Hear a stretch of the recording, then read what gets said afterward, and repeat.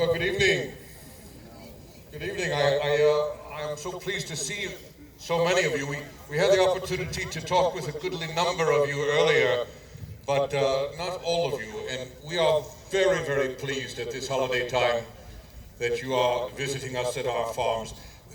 That is the good news. The bad news is I am afraid we cannot put you all up for the night. And I hope you'll understand that. And what a night it is. We recognize the spirit of the season, and we are on the cusp of Christmas time here at Mount Vernon. And it is a time that, well, we enjoy company greatly. I will tell you that my lady wife is famous for entertaining, and you set a remarkable groaning board, which is, the table is so laden with wonderful things that it groans and bends. She is a remarkable host. You know, Christmas time, it's a very interesting time for us. As we were raised, it was, of course, an observance of all 12 days. And Christmas Day itself, it was a church day. And we would spend a lot of time in church. What is it that your folk said about the Mawson, the fellow who married us? Oh, Parson Mosen. Yes, about his sermons seem to last at least 40 years. 40 years sermon. And of course everyone's mind is on later that day when you'll be having a wonderful feast and fine time. And with each successive day of the 12 days of Christmas, the celebration increases more. But let us also not forget that on Christmas Eve at midnight, we shoot off fowling pieces and muskets and rifles. It is a great celebration. And if an individual is of some stature and he arrives or she arrives, and there is a great swelling of everyone with their firearms, everyone firing at one time, so many shots, you know that that individual is what's referred to as a big shot. It is true. And of course, we also work our way to the 12th day of Christmas, and that is January 6th. And it is very famous in our time, because it is a time for great parties and balls and dance assemblies, but it is also famous for another reason, is it not, madam? 'Tis our wedding day. It is our wedding day, and many people get married on 12th night. It is a wonderful time, and many people think it is a very lucky time. And we are now on the cusp of celebrating 40 years together. 40 years, my goodness gracious. You know, I want to suggest to you that on the serious side of this holiday, we pause, and I would urge you to do the same, and think about what this holiday period and this season means. What your prayers would be for your family, for your country, for the world. Mrs. Washington and I were just talking about this not 2 days ago. I'm wondering, would you be willing to share your thoughts? They were so eloquent, you said. My dear, well, I suppose in this time of our lives, we are thinking back over our long years together, that we have run our race. We have given everything we can to our country. It was my greatest privilege to be there so many Christmases during the war.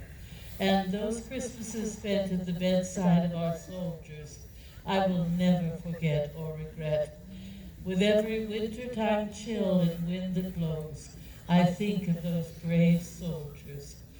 I suppose my prayer would be, as we leave the future to those who will come after us, that you will never forget the sacrifices that have been made for your country. Now it will be left in the hands of future citizens, and my prayer is that they will always keep very good care of our country. Well said, madam. I myself, well, as I shared with my lady wife just 2 days ago, it is my fervent prayer that we will always remember that we would do well to do justice to each other. I have written in my farewell address, which I urge you all to read if you're interested, that we approach each other with a spirit of amity and mutual concession, because we Americans can accomplish absolutely anything.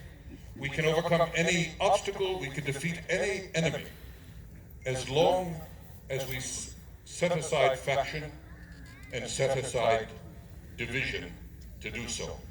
Remember the Latin phrase which was the motto of this great nation when it was raised up.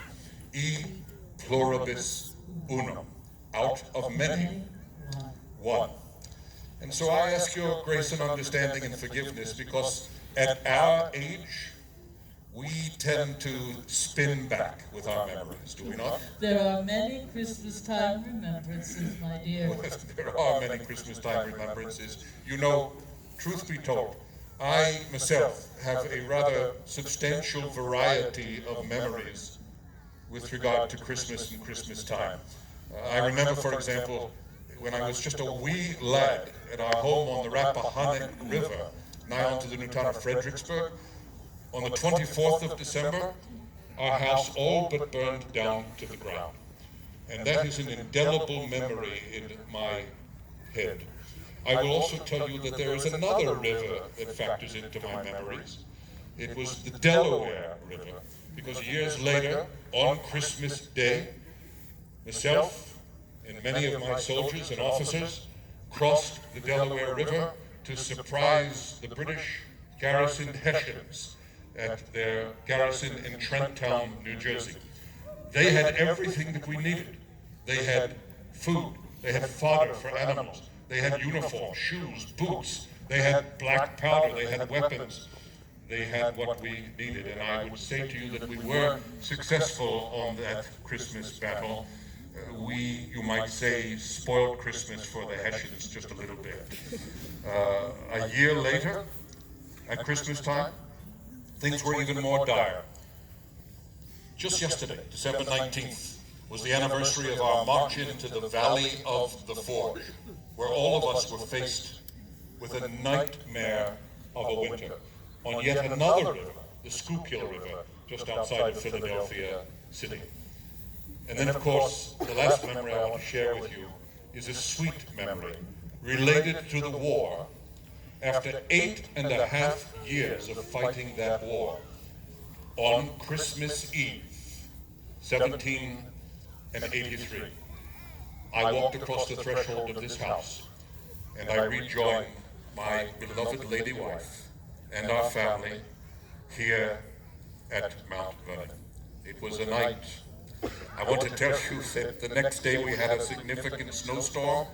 We were just inside, everyone enjoying everyone's company, and I had writ that day, on Christmas Day, that I thought the war was over, but that day we suffered the attack of the Christmas pies.